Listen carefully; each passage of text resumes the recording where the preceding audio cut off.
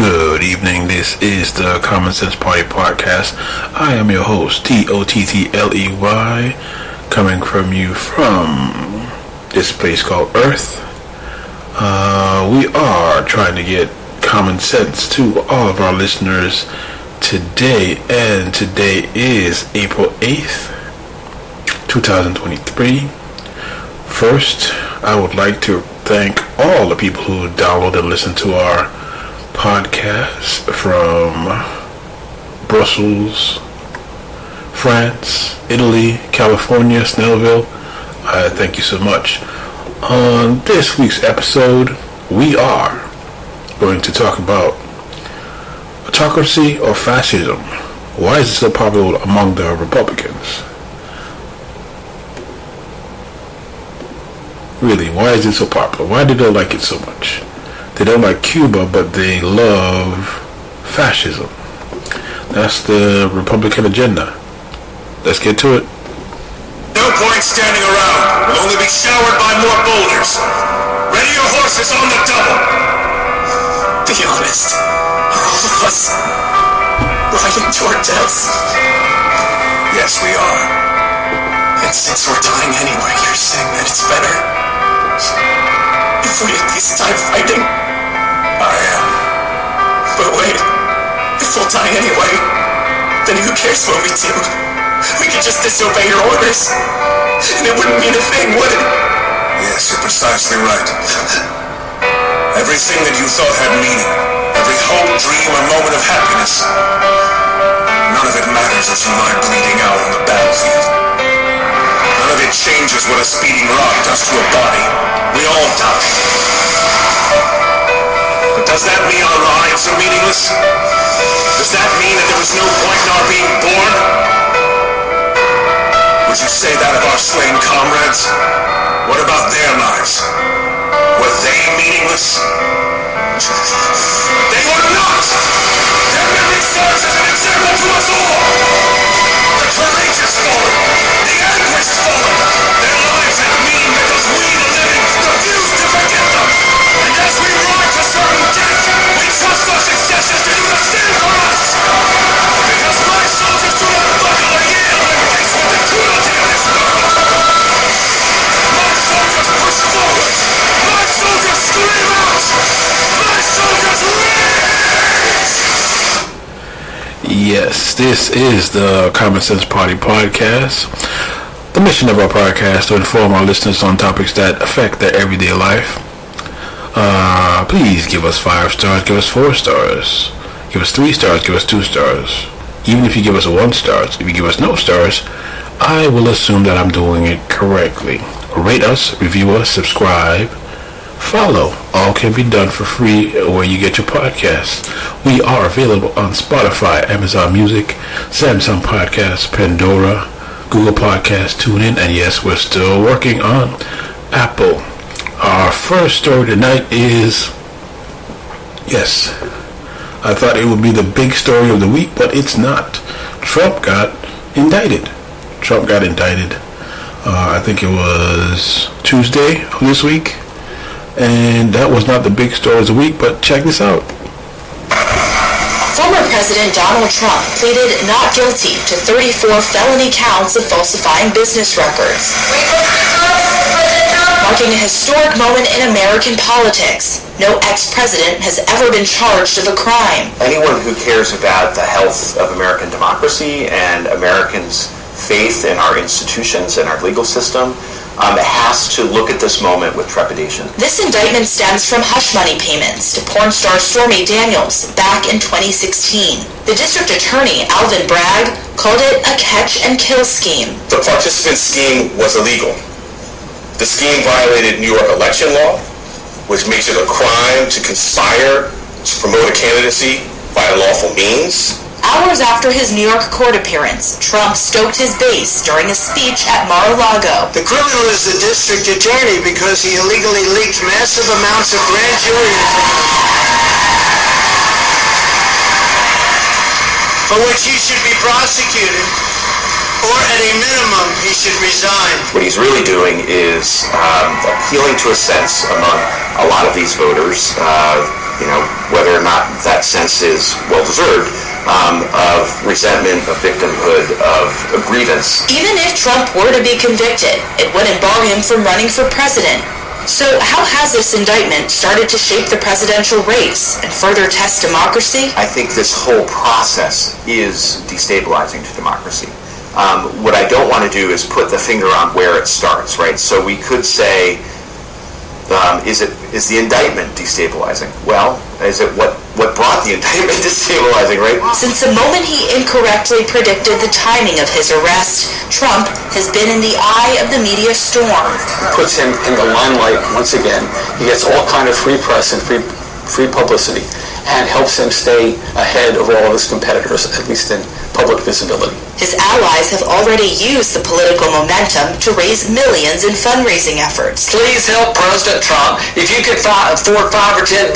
But the messaging isn't so simple for Trump's GOP competitors, eyeing the Republican nomination for 2024. I think the country would be better off talking about things that the American public cares about than to sit there and have to deal with some revenge by some political people in New York. I don't know what goes into paying hush money to a porn star. I have no interest in getting involved in some type of manufactured circus. And I think that will be the pivot that all of his opponents will try to do with Republican voters, is to say, yeah, it may be that you disagree with the prosecution, with this indictment, but do you really want the mantle bearer of our party to have this along with all these other legal problems on his shoulders? If they want to have any chance in the campaign, in the primary, they should be getting out ahead on this and begin criticizing Trump and trying to gain support outside of Trump's base to put them in a good position to win the Republican primary.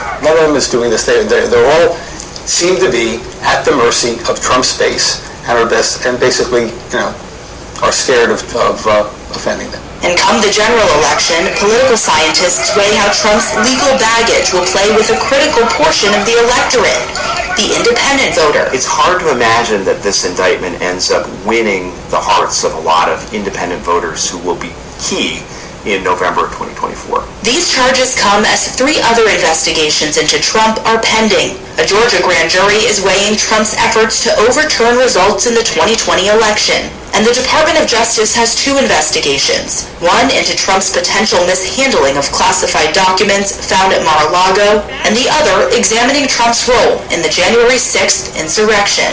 We know from studying public opinion is that the general public is not going to pay too much attention to the details, particularly as all of these cases can pile up. What people are going to pay more attention to are the personalities. And to the extent that these cases become part of a broader narrative that Trump just has too much baggage, that could be a problem for him in trying to clinch the Republican nomination. All right. That's from the Washington Post. I think the New York District Attorney did the Atlanta District Attorney a favor by going out first. This one is not a major,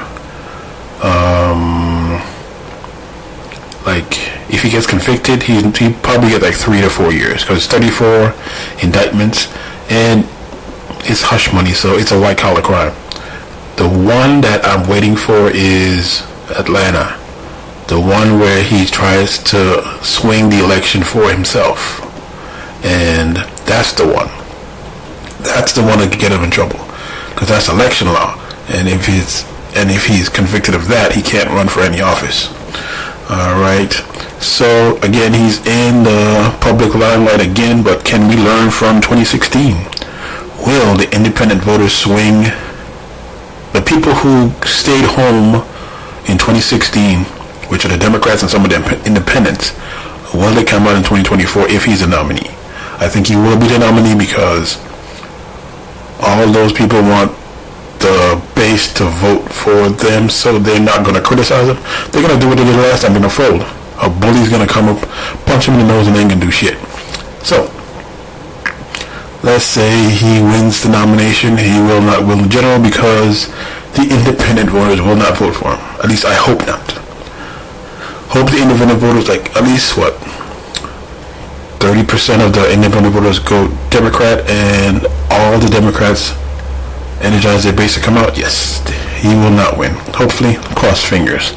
Alright, again, this is the Common Sense Party podcast, and I appreciate all the downloads from Brussels, Belgium, Ashford, Virginia, Grenoble, California, France, Turin, Italy, Snellville, San Francisco, Pittsburgh, Milwaukee. I thank you so much. So tell a friend to tell a friend that we are available online. Thank you so much. Alright, moving on to our next story is Clarence Thomas. Clarence Thomas, let's see. He is a conservative black Supreme Court judge who was just found out he was being bribed by his friend. And that's major because his wife is also, I think she's part of a library somewhere in D.C. Let's check out the story from CNN. It's just in Supreme Court Justice Clarence Thomas has now issued a statement. The first comment from Thomas or the Supreme Court after the report by ProPublica laying out how Justice Thomas and his wife went on many trips over the years, paid for by his friend and big Republican donor Harlan Crow, and importantly, did not disclose that in any disclosures. Ariane DeVogue is back with us with more on the statement. Ariane, what is the justice saying now? Right, you're absolutely right. The first time we hear from him after the release of that bombshell report that really detailed over the years that he took these trips to places like New Zealand, Indonesia, on private yachts, private jets, never disclosed it, and it was all paid for by this mega Republican donor named Harlan Crow. I'm going to read you the statement, and it's kind of long, but keep in mind, we do not usually hear a statement like this from Clarence Thomas. He said, Harlan and Kathy Crow are among our dearest friends, and we have been friends for over 25 years. As friends do, we have joined them on a number of family trips during the more than a quarter century we have known them. Early in my tenure at the court, I sought guidance from my colleagues and others in the judiciary and was advised that this sort of personal hospitality from close personal friends who did not have business before the court was not reportable. I have endeavored to follow that counsel throughout my tenure and have always sought to comply with the disclosure guidelines. These guidelines are now being changed as the Committee of the Judicial Conference responsible for financial disclosures for the entire federal judiciary just this past month announced new guidance. And it is, of course, my intent to follow this guidance in the future. What's interesting about that statement is he wants to make clear that Harlan Crow had no business before the court. He wanted to highlight that.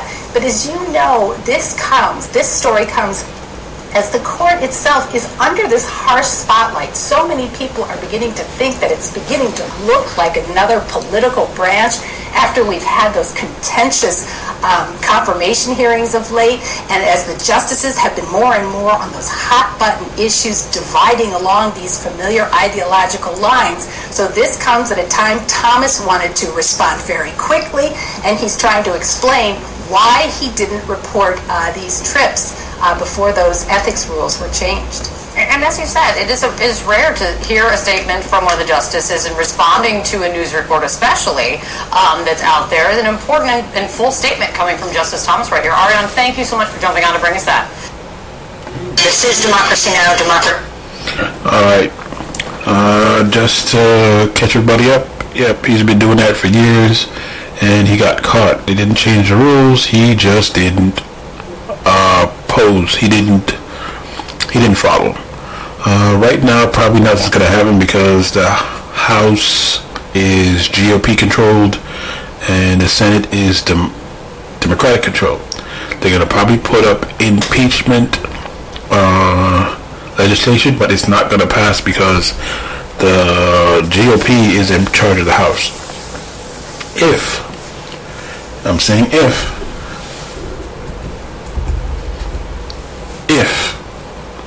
the Democrats win in 2024, win back the House, and keep the Senate, keep the presidency, which I think they will, then they should do that.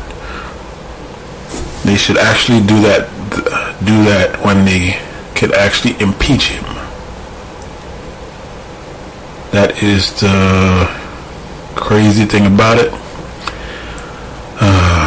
It's who you know or what you know, because they will abuse power, and I think the Republicans will abuse power.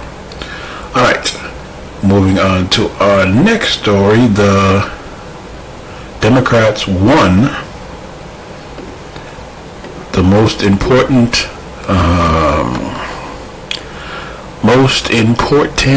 race of 2023 that probably will show us what we're in store for in 2024.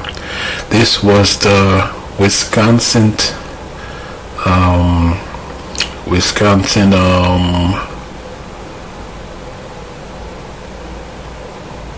Supreme Court. There you go. I'm sorry. Final. It got a brain fart. In Wisconsin,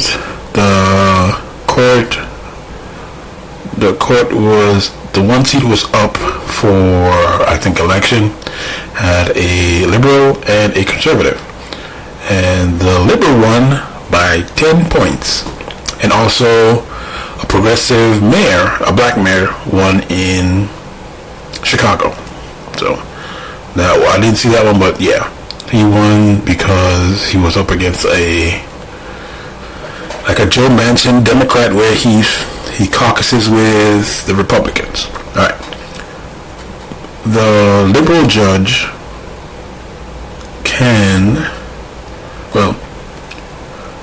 this race was so important because in 2016 they tried to overturn the election by going to the Wisconsin Supreme Court with that bogus nonsense, and they listened to it.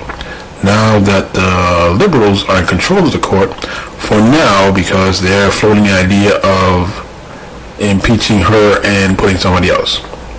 That's just a rumor, but who knows? Republicans will do anything. Alright, but right now, the Wisconsin justice the dude who lost, is crying victim. Check it out. That in a circumstance like this, I would be able to concede to a worthy opponent. But I do not have a worthy opponent to which I can concede. This was the most deeply deceitful, dishonorable, despicable campaign I have ever seen run for the courts. It was truly beneath contempt. You see, What is that? You see, kids. I thought that was a candidate. Yeah, it is. So We're supposed to be... Here's the deal. If you want to have a future in politics or elected office, when you lose, I know what you've seen over the past 5, 6, 7 years, but when you lose, you are gracious. That actually, first of all, you should be gracious regardless of how ugly the race was, because it's not beanbag, as they say, it's hardball. And if you're going to step into a boxing ring, well, as I've told my family for years, expect your head to get knocked off of you. That's the profession that you choose, and elections can be awfully tough. But when it's over, and you graciously concede regardless. You find something to be gracious about, and then you move on. And as David Marinus wrote in the Bill Clinton book after he lost his race for governor, and the next morning he was out shaking hands, and people said the poor guy doesn't even realize he's lost. And somebody laughed in the campaign office and said, "Oh no, you don't understand. He's already running for the next election." I've seen this time and time and time again. The people who are gracious, even after losing a really tough, personal, bitter race, those are the people you see in public service for the rest of their lives, because they understand it's not about the last election they just lost. It's about the one that's coming up in 2 or 4 years. But Willie, right there, I mean, I hope that Dan Kelly felt good about himself after that speech, because nobody else felt good about him. And again, I don't think he felt by the way, I understand how personal this stuff can be. When I campaigned, a lot of really personal, false attacks. But you know what? You just smile and you keep on, you walk through it, because that happens in politics sometimes. But man, you don't end. I've had friends that have ended that way, and they never get elected again. Their career's over. Yeah, he went on to say, Wisconsin voted for what he called the rule of Janet, but that's their choice to make, he said. That's former Wisconsin State Supreme Court Justice Dan Kelly. That was his concession speech last night, and it was Janet Protasewicz who defeated the conservative in the most expensive state Supreme Court race in American history, giving liberals control of Wisconsin's high court for the first time in 15 years. Yep, most expensive. And the liberals are Democrats, and yes, they are in control. So if Trump or any Republican challenges votes as they did in 2016, hopefully, like I said, hopefully, they will be able to strike it down. Don't have to go through that nonsense. All that nonsense is over with. And yes, he lost by 10. I'm talking 10 points. If you don't know what 10 points is, that's a goddamn landslide. People don't like you. So, does this show that the young people and the Democrats are energized? I really hope so. Because I really hope that it brings us to where we have a fighting shot for our future, because they're really showing racism in our faces in those states. Okay, moving on to our next story. Ron DeSantis versus Disney. Okay, as we know, Ron DeSantis got mad. Oh, and side note, he was banning books. Somebody put his book up to be banned in the state of Florida. That's for another day. But yes, he took control of the Greedy Creek district. But before they left, the old panel in an open forum, you gotta check the story out. Listen to this.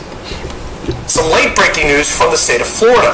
The new board appointed by Governor Ron DeSantis that essentially was going to oversee Walt Disney World's government services apparently may not have any actual real power. That is because the day before the new board took over, Disney pushed through quiet measures that would heavily limit the new board's authority for at least the next few decades. Thus, I guess, giving the power back to Disney. Joining us now is Puck News founding partner Matt Bellany. Matt, to this board issue, Disney's lawyers, if this works, they need all raises because they were smart and got ahead of the state of Florida. Do you really think, though, it kind of neutered DeSantis' power? Well, that's certainly what Disney thinks, and I know that they have a very robust legal department that reviewed this very carefully, and they were conspicuously quiet over the past few months, and now we see why. They have essentially inserted language in this contract that prevents this Ron DeSantis board from essentially doing anything that would impact Disney when it runs this Reedy Creek district. And that is in direct contrast to what DeSantis wanted to do in putting all of his cronies on this board. They essentially have their hands cuffed by Disney. And if this works, it is quite the move by Disney. Yeah, listen, I'm not the great poet, philosopher Forrest Gump, but to quote him, I'm not a smart man. But I will say this, Matt, I'm smart enough to know I don't think DeSantis is going to take this sitting down. Oh, certainly not. And they're already saying in Florida that they're going to hire lawyers, coincidentally or perhaps not, lawyers that have ties to Ron DeSantis, to try to undo this or challenge it or at least figure out how to work with this. So we are gearing up for a pretty big legal fight here, and you got to be an expert on civics and how these public-private partnerships work in order to figure this stuff out, because Disney has an extraordinary arrangement in Florida. DeSantis tried to take it away, and Disney, by doing this, is trying to hold on to that control over its central district there. Let's talk about the other story, Bob Iger, okay? Bob Iger, kind of comes across like Uncle Bob sometimes, right? Like, hey, he's always smiling, he's talking to Julia Boorstin. Okay, this guy whacks Bob Chapek as CEO, comes back in. Now he's gotten rid of the Marvel CEO. I don't know if that's a good move or not. Maybe you have an opinion, Matt, because Marvel's a big-time moneymaker. I mean, Bob Iger is like the John Wick of CEOs. Well, that's mixing your metaphors here. That's not a Disney franchise. It's more like the Tony Stark of Disney. Iger, this is very much in his wheelhouse here, because he would argue that Ike fought first here. Ike Perlmutter was the secret brain behind this proxy fight that Disney had been having for a few months with this investor, Nelson Peltz, who is a close personal friend of Ike Perlmutter. And Peltz had been advocating for a board seat and advocating for cost cuts and all of these things, and really a thorn in Iger's side. And they did a lot to placate him, but the message was very clear. Frankly, Ike Perlmutter has not had a major role at Marvel or Disney in 7 or 8 years now. They really took him out of the picture and sided with Kevin Feige, who has been the creative engine at Marvel. But Ike is still a major shareholder, so they had to deal with him, and Iger has never really gotten along with him. This is just him saying, you come after me, you're out. Some late breaking news from the state. Yep, so what they did was they put in language where the board cannot do anything for the park or the department until the last heir of King Charles has passed away. So that means one of the kids who have kids can have kids. So it is the most funniest shit I've ever seen, because in Florida there is a law that you cannot change or do a contract without public forum, and they did it in public on the last day before they left. And that shows you how short-sighted Republicans are. I don't understand. He thought he won. They placated to him, and then they did it in a public forum. And he is opening up an investigation to see if it's legal, which I do not think he will win. He's also threatening to toll Disney's roads. So what? Toll the roads. More power to him. Guess what? That ain't gonna stop people from coming in. If they paying $400 or $500 for a package for 2 to 3 days, you think $10 to $20 just to get there gonna stop them? No way. Not even happening. So this is the person that they want to run for president. God, I hope he does not win. I really hope he doesn't win. Alright. This is the Common Sense Party Podcast. This is your host, Dottley. The mission of our podcast is to bring topics to our listeners that affect their everyday life. Give us 5 stars, give us 4 stars, give us 3 stars, give us 2 stars. Damn, even give us 1 star. If you don't give us any stars, I'll just assume I'm doing it perfectly. Rate us, review us, follow, subscribe. All can be done for free where you get your podcasts. We are available at Spotify, Amazon Music, Samsung Podcast, Pandora, Google Podcast, TuneIn. Yes, we are still working on getting Apple. Alright, our main story. Yes, our main story tonight. Racism in your face. Why? Why do Republicans like fascism and autocracy? Why is this? The main story that trumped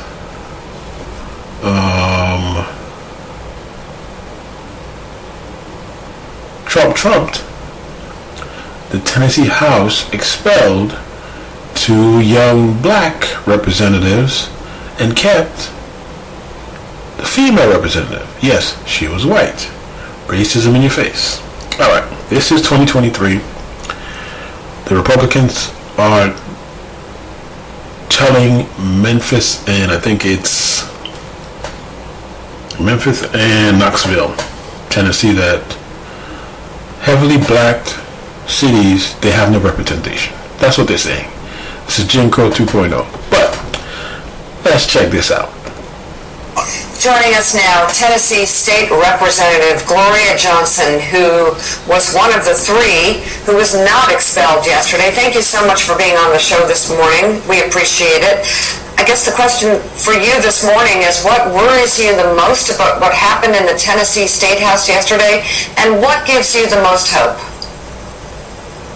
Well, it was just a travesty. There was no process. There were no rules. We tried to get some information on what the rules were going to be, what the process was going to be. We got nothing in a little bit of direction. They would not allow us to bring in any video of our own. However, when we get there, they make a motion to show their video that we had not seen. We don't know who took it. We didn't know how they edited it. They promised it was only filmed from the floor that day. But it turns out it was not. It was films from other things. So we were lied to. We were misinformed. And it is scary that this is what's happening to our democratic process. And that's the biggest thing. And that two young men who are brilliant young men, and they are passionate, and they care deeply about their community. And to see, to see how they were questioned in a different way from me. I had some of Republican colleagues say things like, well, they didn't show contrition, or the younger generation has a different way of speaking. They have a different way of addressing things. I am a 60-year-old school teacher. I might talk a little more level tone and that sort of thing, but it was very clear what this was about. Representative Johnson of Reverend Al Sharpton, first let me salute you on standing up, saying what this was about in terms of you not being excluded and the others were, and that was race. And I think people around the country get a lot of hope from you standing up, having that kind of courage.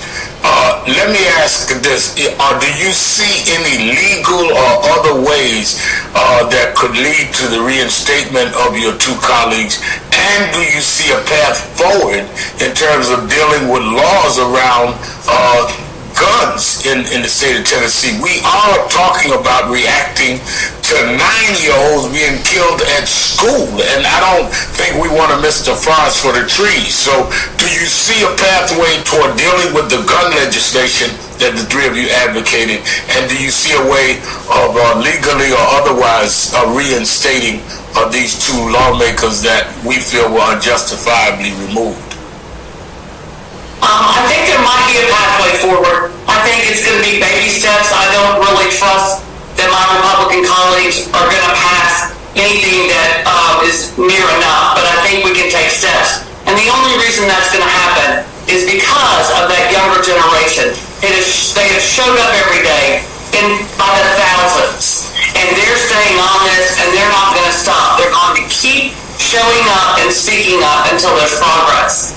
And I do have a lot of hope when it comes to Justin Pearson and Justin Jones both coming back to the legislature, because if their county commission or metro council appoints them, there's a little bit of a legal glitch there. There's a disagreement about whether they can come back in the 113th General Assembly or they have to wait till 24 in the 114th. But lawyers I've talked to think that there is no difference between which session they come at. They could very well be reappointed by their locals in the next few weeks. Representative, thank you for being with us again this morning. We appreciate it. We should point out, it's not like you got a free ride yesterday. 65 of your fellow members voted to expel you. 66 would have expelled you, so you survived by one vote. But you started to get into it there. I'm curious for people watching, if this does happen, if these two colleagues of yours are thrown out of the House and the will of the voters are overturned, would there be a special election in their districts, one from Memphis, one from Nashville, or what is the recourse exactly here? Yes, immediately there would be Okay, I misspoke. It is Memphis and Nashville. Sorry, black areas. Appointments on the Metro Council in Nashville or County Commission in Shelby County. And then within a few months, there would be a special election for that seat. And we're expecting those young men to come back. That is my hope. Tennessee State Representative Gloria Johnson, thank you very much for coming on Morning Joe this morning. We appreciate it. Yep. So racism in your face, but I got hope too, because on April 6th, listen to what they did to these kids who can vote or going to vote next year.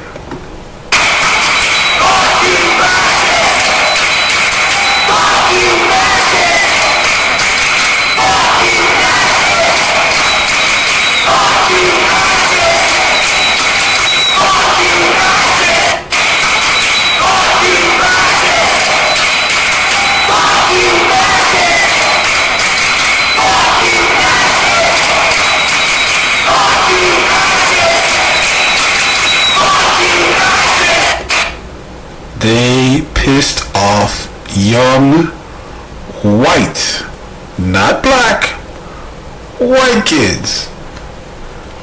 Understand, those are kids who can vote 2024, 2026, 2024, 26, 30. They pissed them off in Tennessee. They pissed them off. That's why I have hope. What you don't do is piss off black women and white kids. This younger generation, they ain't for that shit. They're going to show up. They're going to show up, and they're going to, I want to say,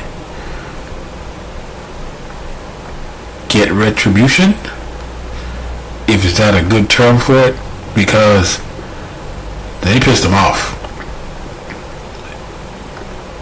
Just pass gun laws. Just pass it. Just try it. That's the one thing I don't understand. They won't even try it. Not even close. Not even close. But, alright. My cold, I have an allergy. Now we're gonna go to our guy Bo. Bo of the fifth column. This one's like 10 minutes, but listen to it. Bo is a white dude from, I think, Tennessee. So, if you don't think I think he's Republican or independent. I think he's Republican, but check out what he said. Talk about Tennessee and messages plural, because multiple messages went out today, and I want to make sure that everybody is aware of the message that was intended for them. But before we do that, my taste and things may not know about me. When I was in middle school, some high schoolers took me and a friend out to a place they called the Bell Witch Cave. To this day, I have no idea whether or not there was a cave even there. What they really did was take us out in the woods, scare us, and then leave us. We wound up out there for a couple of days. Today, this would probably be a national news story, but it was a different time. I learned how to ride a horse and shoe a horse just outside Dover. I'm saying this because I'm about to say some things probably going to make some people in Tennessee mad. I just want to clear, I'm not a person unfamiliar with the state. I went on the same yearly field trip to the Hermitage that you did. So, the state legislature booted 3 of 2 people that they had targeted. 3 of 2 people that they had decided to make an example of to send a message with. What were those messages? The first is obvious. You better not get too uppity. you better stay in your place. That's hard to miss. That is hard to miss. The two black men got booted. The white woman, well, she got spared, right? And even she says that she thinks her skin tone had something to do with it. There's that message. The state legislature sent that message loud and clear to a large chunk of Tennessee. But here's the thing. The racism, it's real. It's thick. Not surprising. It is disappointing. But that stay in your place part, that was meant for you too. That was meant for everybody in Tennessee. What did they really do today? What did they really do? I know they're trying to frame it as them standing up for the Second Amendment and all of that, but what did they actually do? They sent out the message that you don't matter, that you don't deserve a voice, you don't need representation because you have rulers. You have people who are going to tell you what to do and you better like it. That's the message. And that went out to everybody, whether you agree with what they did, whether you agree with the demonstration, it doesn't matter. That message is for you. Your betters will decide. You sit down. You be quiet. You don't deserve representation. There's no way they can argue this because you're talking tens of thousands, hundreds of thousands of people in Tennessee no longer have representation. That was the whole point of what they did today. They're telling you that it's not the volunteer state anymore. It's not a state of free thinkers. It's a state of people who need to sit down, shut up, and do what they're told like obedient lackeys. That is their message for you. That message is for everybody in Tennessee.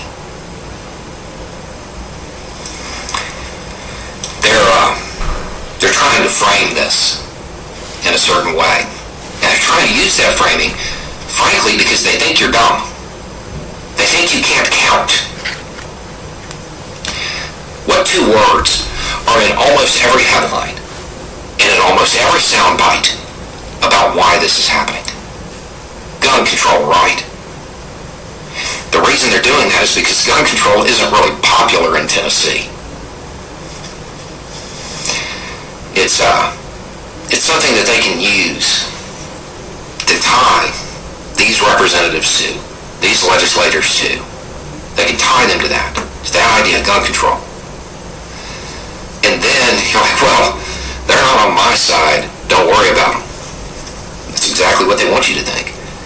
But again, they're only using this framing because they think you can't count. It's not a joke. They think you're that uneducated. They think you're a hick. Let's be real for a second. The Democratic Party,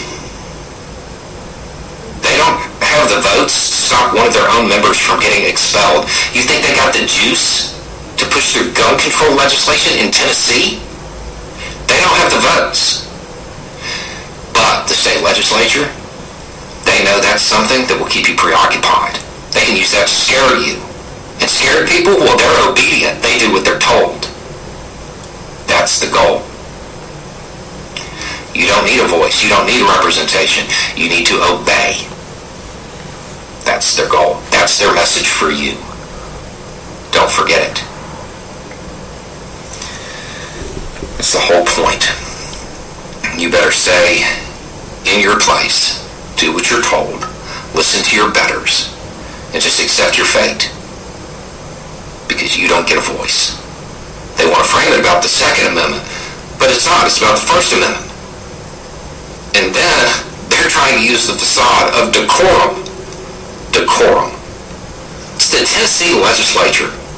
Please take a look at some of the scandals up there and tell me you think decorum is something that exists in that house. It's not about that. It's about control. They're trading on your loyalty. They're trading on you assuming they're like Republicans of the past. They're not. It's about control.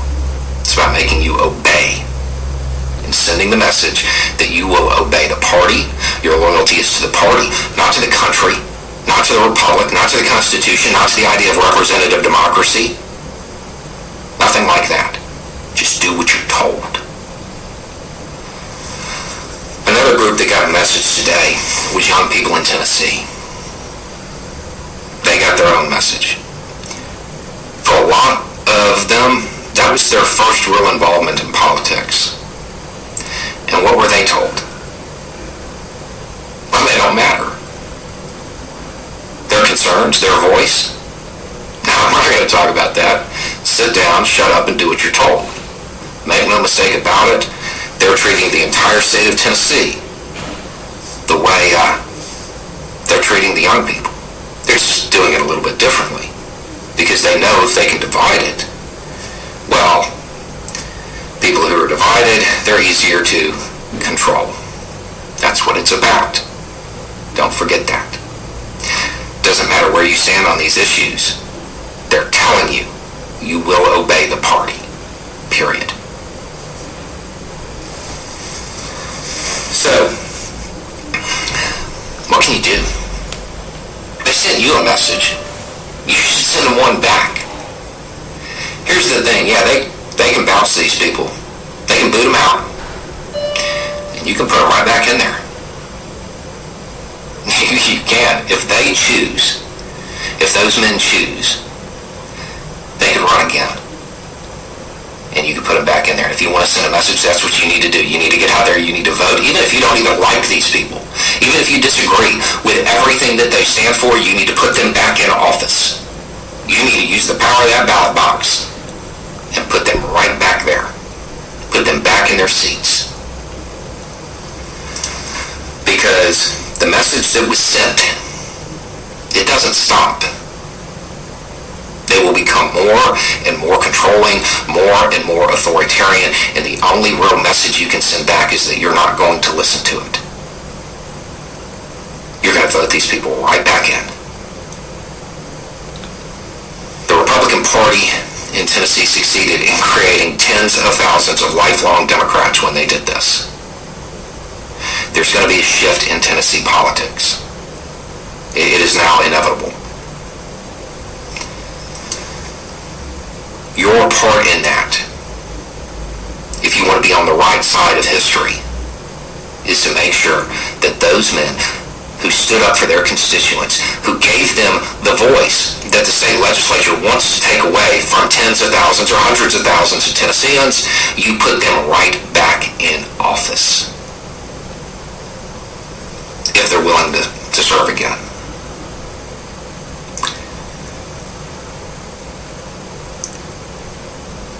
The Tennessee state legislature showed its hand. They're not representatives, they're rulers. You don't get a voice. What you think doesn't matter. You're going to do what you're told. Whether you accept that or not is up to you. You have an option. If you put them back in office, it's going to send the message that it's unacceptable. Would be nice to tie that to not voting for the people who are trying to rule over you. Anyway, it's just a thought. Y'all have a good day. Now that was a deep message. You know what happens when people don't, when they show you don't care and you still vote for them? That's education. That's just you voting against your own interest. So, here's what the young people did. On the 3rd, they walked out of class from, I think, elementary school to high school in Tennessee. They walked out of class.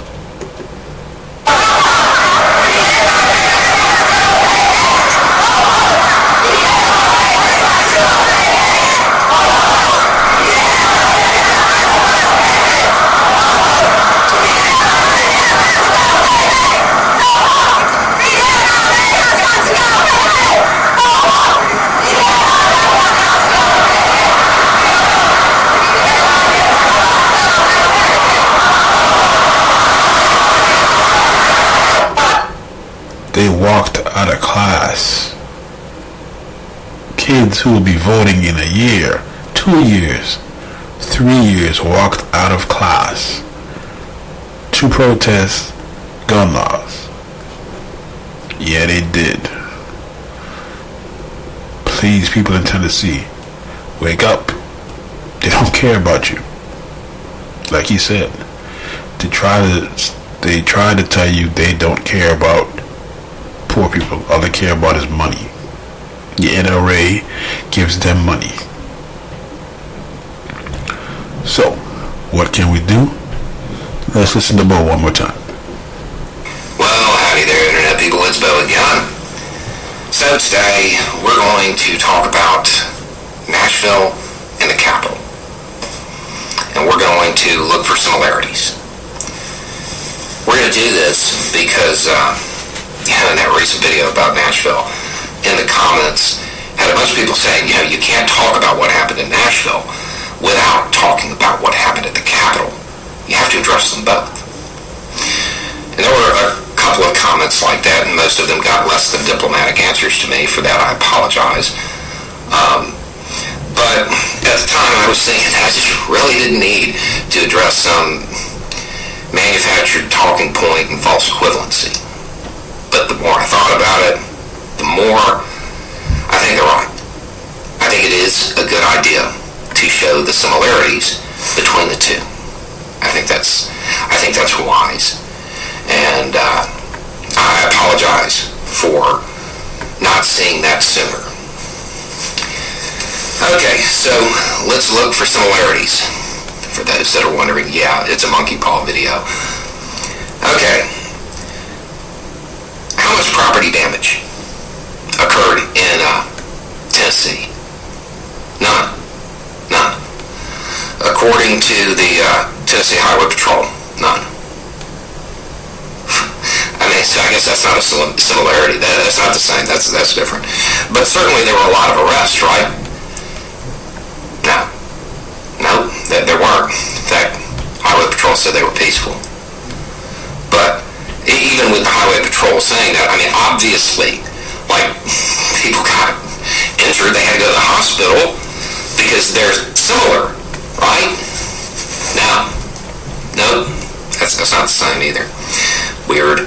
But even though nobody got hurt, certainly the crowd, they had weapons or improvised stuff that they could use as one, right? No? Fascinating.